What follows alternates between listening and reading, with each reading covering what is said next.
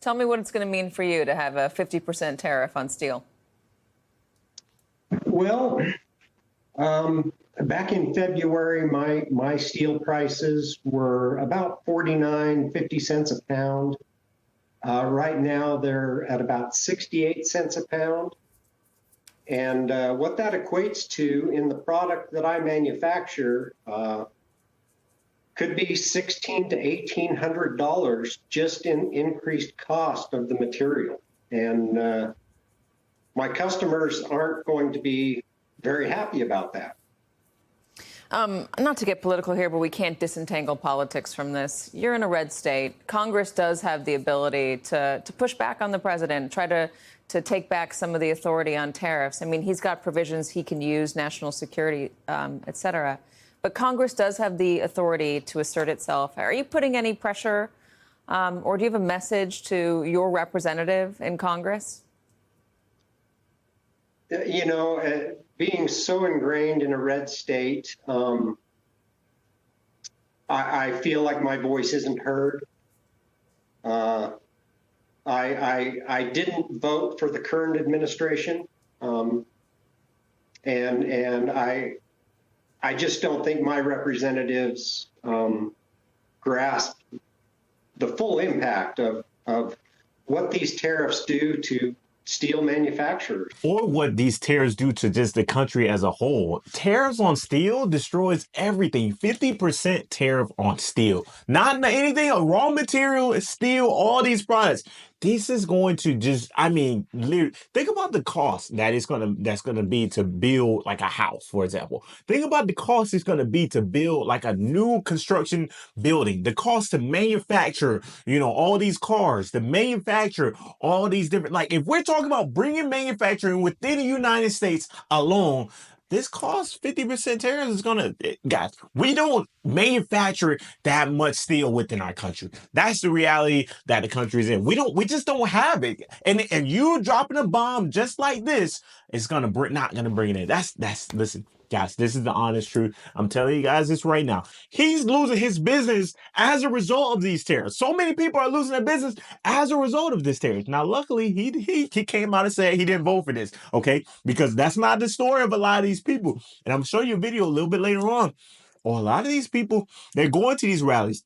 You're going to see the moment Trump released this news that he's going to bring these strong, hard tariffs and on steel, and it's going to make the industry much better. Watch these construction workers. They're out here clapping. And within the next few months, you're going to start seeing layoffs. They're clapping for their own demise. It is like, oh man, listen, am I crazy? Come on, like guys, listen, I sat down the other day and I was thinking, I was like, man, did I make the right decision, or am I missing something? Like, why are these people so gung-ho over these decisions? I don't know. Where's the money going? Where is it? Or just raising out the price to get rid? Like, is this going to the debt? Like, I genuinely do not know. Y'all let me know what you think about that in the comment section. Let me know. Where is this money going? Where is these tariffs going? Or is it just racking up the prices? Check this video out. These construction workers, they're just... We are going to be imposing a 25% increase. We're going to bring it from 25% to 50%, the tariffs on steel into the United States of America, which will even further secure the steel industry in the United States. Nobody's going to get around that. So we're bringing it up from 25%. We're doubling it to 50%. You see all of them in the background. They're clapping. They're excited. They're super excited. They're all construction workers. They're excited for these tariffs. I don't think anybody really understands the impact. Think about the impact that these tariffs are going to do. Think about how much prices is going to raise the cost of a home, let alone they're getting rid of all the construction workers right now.